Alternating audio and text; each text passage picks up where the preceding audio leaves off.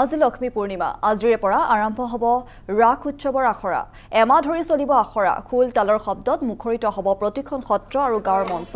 আজি পুৱাৰে পৰা দ্বিতীয় গোকুল বৃন্দাবনলৈ ৰূপান্তৰিত হৈছে সত্ৰভূমি মাজুলী 5 নৱেম্বৰৰ পৰা 8 নৱেম্বৰত অনুষ্ঠিত হ'ব শ্ৰী শ্ৰী কৃষ্ণৰ ৰাস মহোৎসৱ এইবাৰ নাথাকে জাকজমকতা জুবিন গাৰ্গৰ প্ৰতি শ্ৰদ্ধাঞ্জলি জনাই ৰক্ষা কৰা হ'ব পৰম্পৰা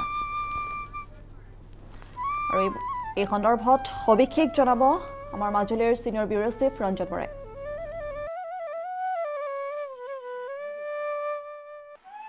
বাহিৰ মাতত মাজুলীবাসী সাৰ পাব বাহিৰ মাতত মাজুলীলৈ সন্ধিয়া নামিব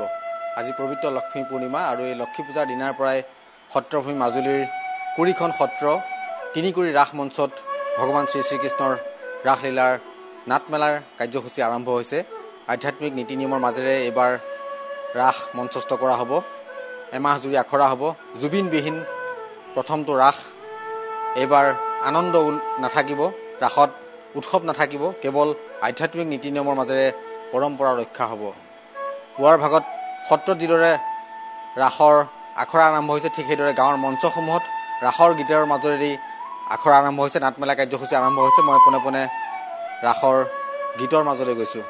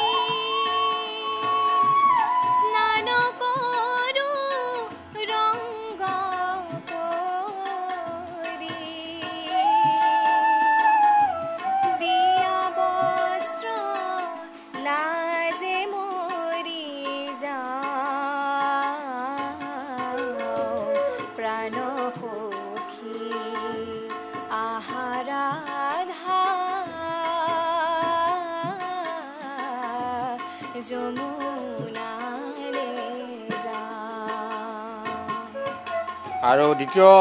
গোকুল বৃন্দাবনলৈ ৰূপান্তৰিত হ'ব সত্ৰভূমি মাজুলী আৰু এই মুহূৰ্তত আমি ৰাসৰ আখৰাৰ এটি গীতৰ পৰিৱেশ আপোনালোকক দেখুৱালোঁ আৰু প্ৰত্যেকখন ৰাস মঞ্চত প্ৰতিখন সত্ৰত আজিৰে পৰা এমাহ জুৰি আখৰা হ'ব 5 নৱেম্বৰৰ পৰা। ৰাজৰ পৰা এই মুহূৰ্তত আপোনাক ধন্যবাদ জ্ঞাপন কৰিছোঁ।